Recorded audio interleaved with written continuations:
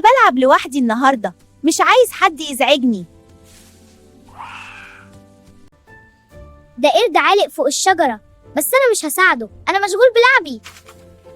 يا جماعة قربوا شوية، لو عايزين أكمل القصة وأتعلم أساعد أصحابي دوسوا لايك وسبسكرايب دلوقتي عشان أحس إني قوي زي سوبر هيرو.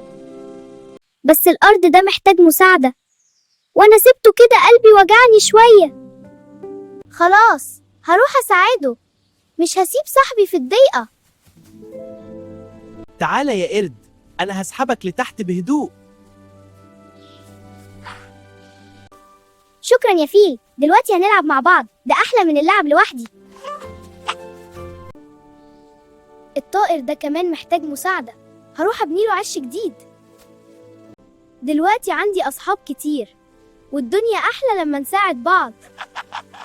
الحكمة يا جماعة، مساعدة الغير بتجيب سعادة وأصحاب، متسيبوش حد في ضيقته.